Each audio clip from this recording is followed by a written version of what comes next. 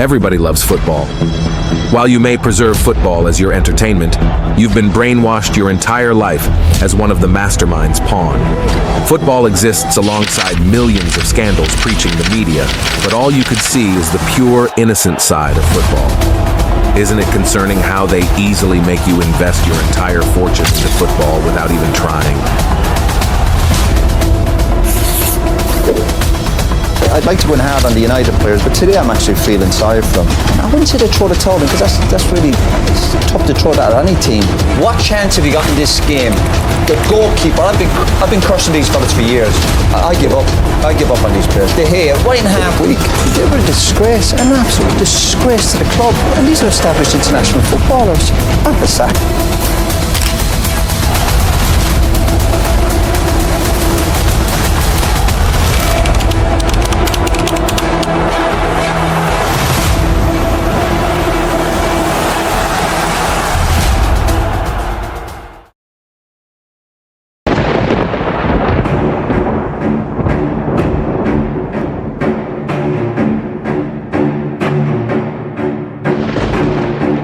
Football, despite its widespread popularity and the joy it brings to millions of fans around the world, has a dark and tumultuous history marked by various controversies, scandals, and instances of violence.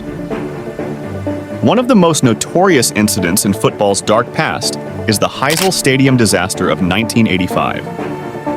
During the European Cup final between Liverpool and Juventus in Brussels, Belgium, a tragic stampede occurred, resulting in the death of 39 people and numerous injuries. The incident was fueled by hooliganism and inadequate stadium facilities, leading to a 5-year ban on English clubs in European competitions.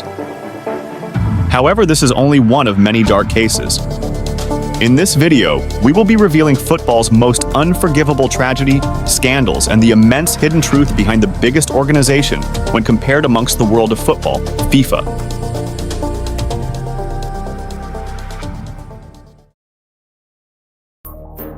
Football didn't just pop up overnight.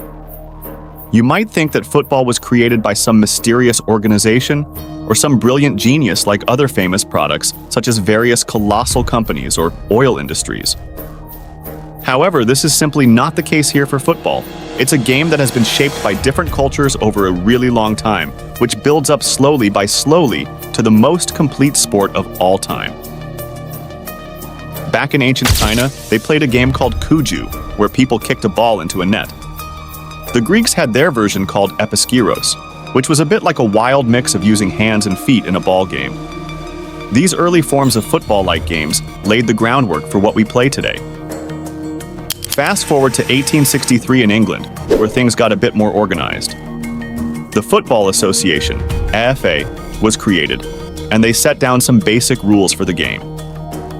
No hands, except for goalkeepers, and introduced things like free kicks. This was a big deal because it brought some order to the game and made it easier for everyone to understand and play by the same rules. But football didn't stop there. It spread all over the world, and different places put their own spin on it. In South America, places like Brazil and Uruguay had their own style of play that was influenced by their local traditions. The sport became a big part of their culture, reflecting the spirit of their nations. So football's story is like a mixtape of different cultures and times. It's not about one person inventing it, it's about communities all over the world playing and adapting the game in their own way. From the streets of Buenos Aires to the fields of England, football became a language that everyone could speak, bringing people together no matter where they were from.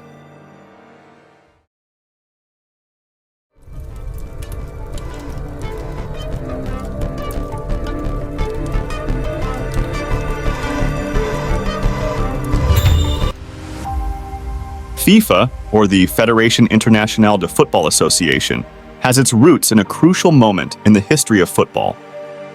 Dating back to May 21, 1904, when visionaries from 7 nations gathered in Paris to establish this international governing body.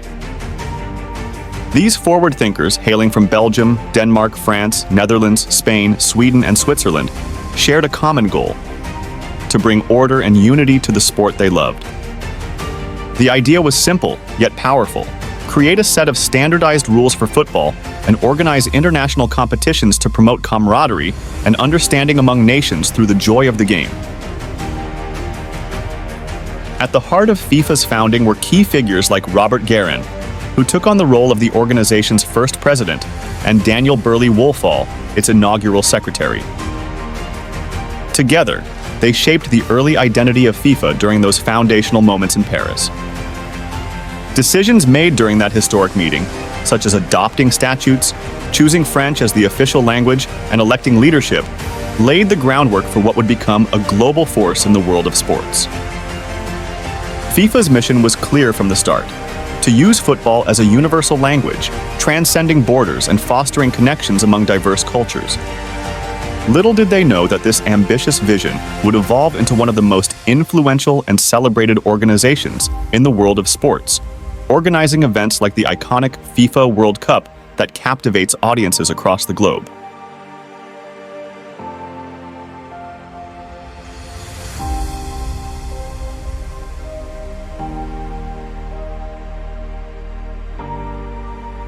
There's a saying which goes like, "As long as fame and popularity exists, corruption will also exist." Guerin, alongside his crew's goal, was always to keep the sport football in a peaceful manner and enhance football towards the global perspectives. However, after Guerin's death, a new generation begun that was the complete opposite of what Guerin's goal was supposed to. The greed in possession has emerged beneath the underground from numerous heavy business owners. Their goal was to overtake the business amongst football and desire to achieve an insane amount of profit and status from it. But with all honesty, it wasn't as easy as they thought. When one or two business owners exist, soon comes more with the ego to push each other towards the end and overtake with every effort they can produce. The main goal wasn't really owning football as a sport, but getting their headlines amongst the FIFA headquarters. In 2015, something big happened in the world of football, and it was called the FIFA corruption scandal. It was like a movie plot, but real. This scandal showed that some of the CEOs in FIFA, the big football organization, were doing unbelievable shady stuff. The big bosses in FIFA, the organization that runs world football, found themselves in the middle of a colossal mess. With Sepp Blatter as the FIFA president at the time, the disaster was all to blame on him. This wasn't your run-of-the-mill rule-breaking. It was a full-blown scandal where these influential figures, including Blatter, were caught accepting large amounts of money. What was it all for? Well, they were basically trading these prized hosting rights for major football events. Think the grandeur of the World Cup. It wasn't a simple misunderstanding. It involved some seriously shady stuff like bribery, fraud, and pulling off sneaky money maneuvers. These high-ups were essentially playing a secret money game, moving around massive sums in ways they hoped no one would notice. When this all came to light, it sent shockwaves through the media for a long period of time. The revelation forced everyone to face the reality that even in our beloved game, some folks were playing by their own rules. The scandal came closer to how things were being run, leading to a push for changes to make sure football stays fair and enjoyable for everyone who loves it. The fallout prompted many to question the integrity of the sport they held dear, as the people in charge seemed to be more interested in secret deals than the spirit of fair play. Fans were left feeling betrayed, wondering if the very essence of the beautiful game was at risk. As investigations unfolded, it became clear that this wasn't just a problem in one place.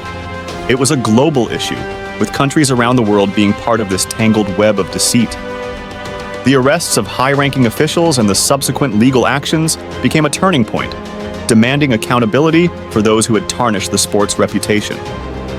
The scandal didn't just rock the football world. It sparked a movement for transparency and fairness, forcing organizations like FIFA to re-evaluate their structures and policies to prevent such a mess from happening again. Ultimately, the FIFA corruption scandal became a moment of darkness for fans and players alike, insisting that the beautiful game deserved better. This didn't stop here.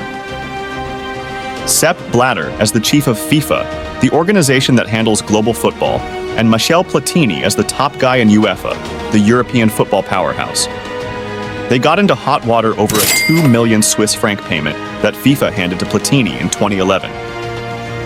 This amount of money was supposedly payment for some work Platini did ages ago, between 1998 and 2002. What happened? The money transfer happened just before Sepp Blatter's re-election as the big boss of FIFA. Blatter and Platini said it was part of a verbal agreement, but the problem was there was no written proof, and people started to wonder if there was something shady going on. FIFA's ethics committee, like the referees of football, decided that Blatter and Platini were out of bounds. They broke some serious rules, like having a conflict of interest and not being loyal to FIFA. Both got the red card, banned from anything football-related. It was like a timeout, but a really long one. This case wasn't just about these two big shots. It made everyone think twice about how FIFA was running things. It was as if the game itself needed some new rules to keep everything fair and square. It's like a reminder that even the leaders of football can get caught up in some messy stuff. But from all this mess, something good happened. FIFA decided it was time to clean up its act. They made important changes to prevent this kind of thing from happening again. New leaders came in, like Gianni Infantino, to steer FIFA in a better direction. So, the FIFA corruption scandal was a wake-up call for football. It showed that even in the world of our favorite game, some people were playing dirty. But it also pushed for changes to make sure football stays fair and honest, both on the field and behind the scenes.